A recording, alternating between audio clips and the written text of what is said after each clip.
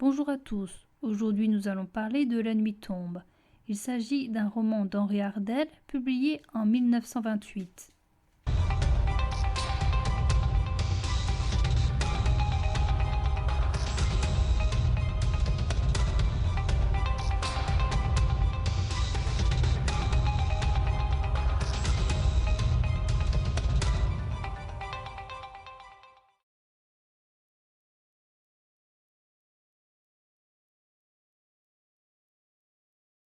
Le roman est un journal qui contient les notes prises par la narratrice, Geneviève d'Aurène, surnommée Viva. Viva est mariée depuis 10 ans avec Robert. Les premières années, l'amour était au rendez-vous, puis il s'est éloigné, ce qui a amené en Viva une indifférence. La Viva actuelle semble détachée de tout et a son air, comme elle le dit, de je m'en fichisme. Viva et son mari mènent deux existences indépendantes, mais malgré tout ils habitent dans la même maison et ils jouent la comédie devant les autres. Le journal commence le 18 mars. La narratrice se rappelle de la soirée de la veille. Elle et son mari étaient présents à un opéra appelé La Danaïde, dont le mari est le compositeur. L'actrice principale est Marcel Hugan. Viva sait que son mari est amoureux de cette femme. La pièce est un triomphe. Quand le premier acte est fini, le mari va voir sa maîtresse et il laisse sa femme se débrouiller seule avec les personnes qui voudront le féliciter. À l'opéra sont aussi présents Marinette, qui est la sœur de Robert, et son mari Paul. Paul présente à Viva un de ses amis, Jacques de Méane, qui vient de revenir d'un voyage au Japon et qui partira fin octobre pour le Canada. Cet homme lui parle de la musique de son mari et elle l'invite chez elle pour prolonger la soirée avec quelques personnes. L'opéra se poursuit, puis la soirée se finit dans le salon de Viva. À son arrivée, Viva s'aperçoit que Jacques la regarde. Ils bavardent ensemble. Il dit vouloir mieux la connaître. Après une longue absence, Robert vient rejoindre ses invités. Viva en ressent un malaise, car elle pense que Jacques sait qui a été voir son mari durant son absence. Les jours suivants, les journaux disent généralement du bien de la pièce. Le mari a du mal à supporter les quelques critiques négatives existantes. Le 29 mars, à cause d'une averse, Viva se rend chez Marinette. Elle y trouve du contentement car les deux enfants de Marinette, Guy et Hélène, sont présents. Ces deux enfants lui sont une rare source de joie. Les enfants sont en train de jouer au chemin de fer et elle décide de se joindre à eux. La locomotive tombe en panne et Viva ne sait pas comment la réparer. Jacques fait soudain son apparition et il propose son aide. Il parvient à faire refonctionner la machine. Il avoue qu'il les regardait jouer depuis un moment. Viva a la peur d'avoir été ridicule, d'avoir paru enfantine, et à cause de cela, elle est cassante avec Jacques qui finit par s'en aller. Le 4 avril, Viva fête ses 30 ans. Au lieu d'être joyeuse, elle est triste. Elle repense au couple formé par ses parents qui lui paraissait unique quand elle était enfant, mais maintenant elle en a une toute autre vision. Elle se souvient de son parcours de vie. Sa mère est morte quand elle avait 10 ans. Elle a été ensuite élevée par une amie de sa mère qui est entrée au Carmel.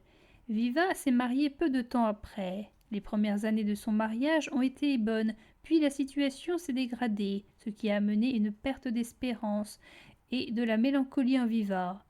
Après son mariage, elle s'est occupée de Marinette, qui avait alors 14 ans et était orpheline. Viva fait le bilan pessimiste de sa vie.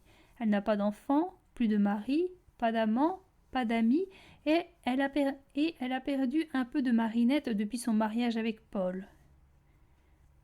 Viva est une femme qui aime faire des sorties avec des connaissances masculines, sans avoir aucune arrière-pensée.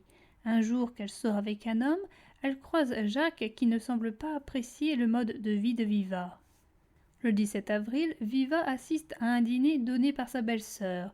S'y trouve également Madame de Valprince, qui est le dernier coup de cœur de Marinette, qui rend quelque peu jalouse Viva. Le mari de cette femme est médecin et il parle du cas d'une jeune femme qui semblait être dans la meilleure forme alors qu'elle avait un cancer du sein qui la foudroyait peu de temps après. À ce dîner se trouve également Jacques. Pour mettre les points sur les i, elle lui explique qu'elle est une femme du tout Paris et qu'il est normal pour elle de faire des sorties avec des personnages de la gente masculine.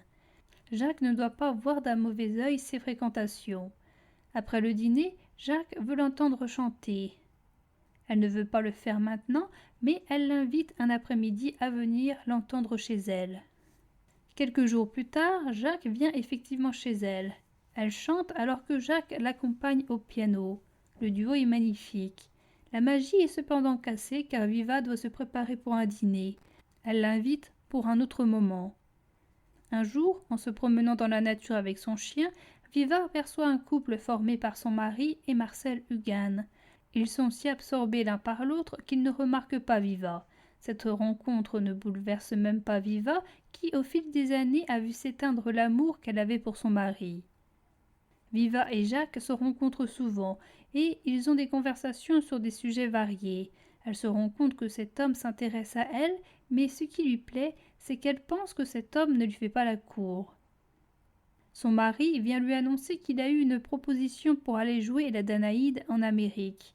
Le voyage s'étendra de juin à l'automne. Il partira avec l'interprète principal de la Danaïde. Viva lui dit son souhait de ne pas les suivre et de rester en France. Jacques demande à Viva d'être son amie. Viva n'a pas envie de donner son amitié à une personne qui partira bientôt. Après que Jacques lui ait dit de ne pas se concentrer sur l'avenir mais sur le présent, elle accepte. Après que les journaux aient répandu le fait que la Danaïde allait être jouée outre-Atlantique, elle dit à Jacques que contrairement à son mari, elle va rester en France. Le 23 juin, Robert part pour sa tournée. Viva en ressent comme un soulagement. Elle est contente d'avoir retrouvé sa liberté. La situation fausse dans laquelle elle s'est enlisée avec son mari commence par l'écœurer. Pendant quelques jours, elle ne reprend pas contact avec Jacques car elle a besoin de jouir de sa liberté retrouvée. Le 5 juillet, elle rencontre de nouveau Jacques à un dîner que le père de Viva a donné pour sa fille avant son départ pour Saint-Moritz. Elle compte rester là-bas jusqu'à la Toussaint. À cette date, Jacques sera déjà parti. Elle souhaite ne pas trop s'attacher à lui. Jacques lui-même devra passer quelque temps cet été en Dauphiné pour passer du temps avec sa mère. La veille du départ de Viva, il lui demande un rendez-vous qu'elle accorde. Elle lui fait visiter sa chambre, mais il y a un instant de malaise quand il voit sa chaise longue où elle était allongée peu auparavant. Jacques pense à la dureté de leur amitié. Elle, au contraire, pense que ça a été de la folie de permettre cette amitié temporaire qu'il faut maintenant effacer, chose heureusement facilitée par leur prochaine séparation. Après avoir essayé de qualifier leur amitié, elle se met à pleurer. Il la console et il lui dit qu'il ira la voir à Saint-Moritz. Viva se rend avec sa domestique en Suisse. Le voyage, quasi en solitaire, lui est agréable et la nature a un effet bénéfique sur elle. Au bout de quelques jours, elle ressent tout de même le manque de Jacques. Elle s'en veut d'avoir laissé quelqu'un entrer dans sa vie car elle sait que cette amitié finira par être étouffée par le temps. Pour remédier à cela, elle décide de ne pas écrire à Jacques. Sur place, elle se familiarise avec Marie-Reine, une Française venue avec ses 2 parents en vacances. Alors qu'elle est en promenade à Samadan, en train de contempler la nature, Jacques la retrouve. Ils profitent des quelques jours de tête-à-tête, car Marinette, son mari et ses enfants vont bientôt venir eux aussi à Saint-Moritz. Viva est embellie, car elle se sent bien dans cette nature et avec Jacques. Viva admet ressentir de l'amour envers Jacques, mais elle ne veut pas le lui révéler.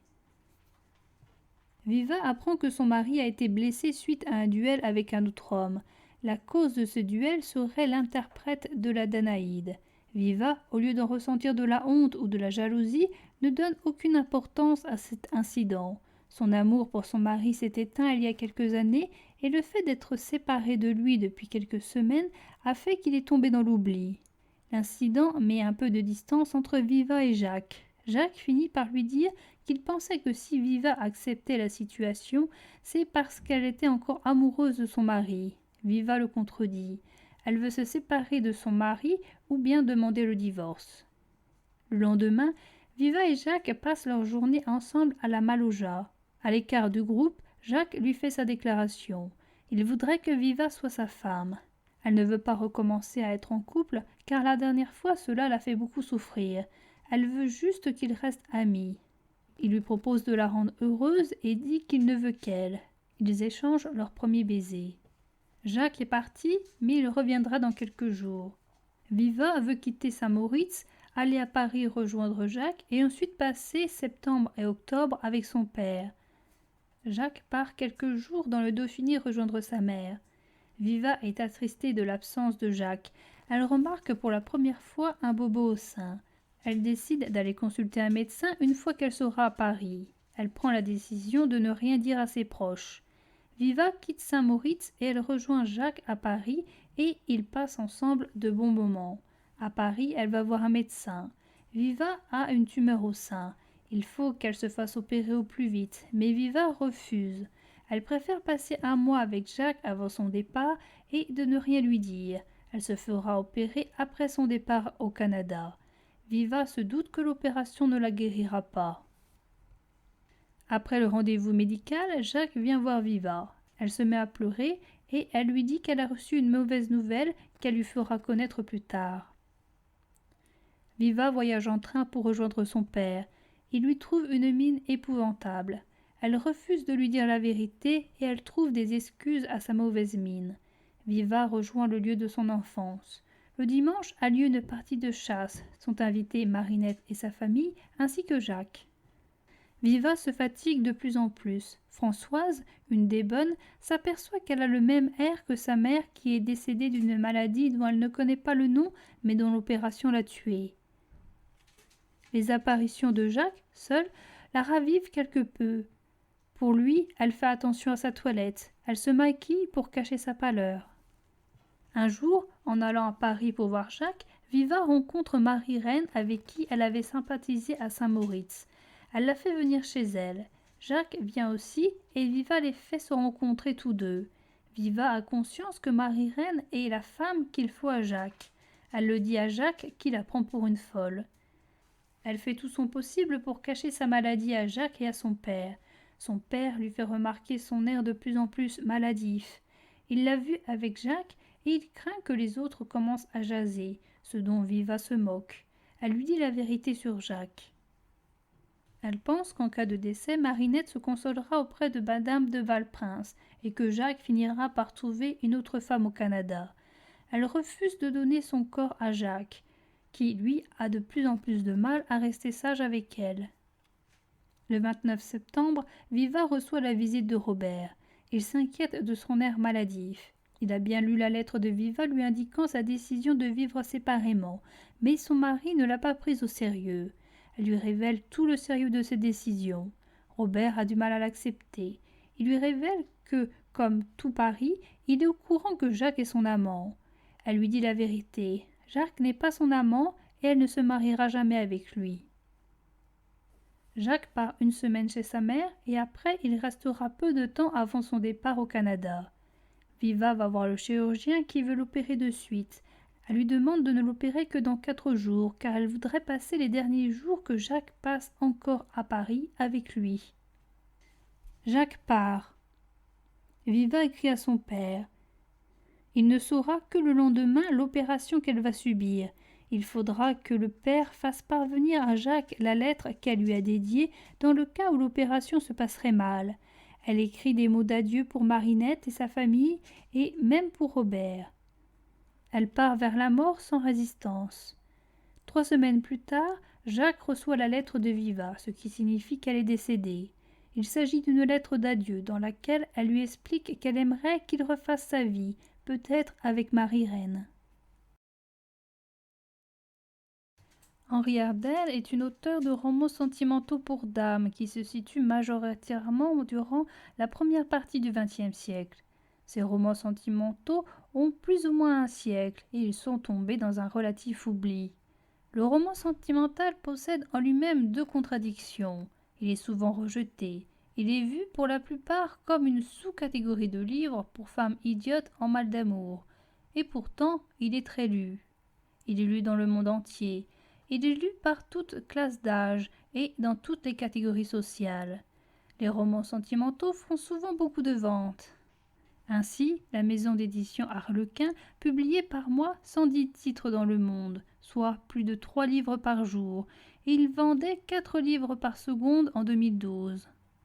D'après des chiffres de 2020, les tomes de la série Twilight ont été vendus à plus de 160 millions d'exemplaires dans le monde. Le livre Sur la route de Madison a été vendu à 12 millions d'exemplaires et a été traduit en 40 langues. Barbara Cartland aurait écrit 723 romans traduits dans 38 langues et ses ventes auraient été estimées à 750 millions d'exemplaires. Les romans de Danielle Steel se seraient vendus à 800 millions d'exemplaires, et ce dans 69 pays, et ces romans seraient traduits en 43 langues. Face à de tels chiffres, on se doute bien que ces romans doivent bien apporter quelque chose aux liseurs ou aux liseuses. Le roman sentimental a connu des changements au cours du temps. Les différences entre les romans d'Henri Ardel et les romans sentimentaux de nos jours sont flagrantes. Moi, je me débats dans la nuit pour avoir voulu âprement le bonheur terrestre, pour en avoir fait mon univers quand j'ai cru le posséder, pour m'être absorbé dans ma souffrance de le perdre, pour m'être follement jeté vers lui quand, une fois encore, il m'a versé son philtre. Le mystérieux consolateur dont, autrefois, on me promettait l'appui à qui jamais ne manque. Je ne le trouve pas. Machinalement, tandis que j'écoute, j'ouvre le petit livre de prière qui met un souvenir de mère, une imitation. Et mes yeux, distraits, tombent sur ces mots. La grâce ne fructifie point en ceux qui ont le goût des choses de la terre. Les choses de la terre. Oui, c'est vrai, aux choses de la terre, j'ai surtout appartenu. En dehors des créatures, j'ai passionnément aimé l'art, la belle nature, insensible et vivante, les fêtes de l'esprit. Ce n'était pas suffisant.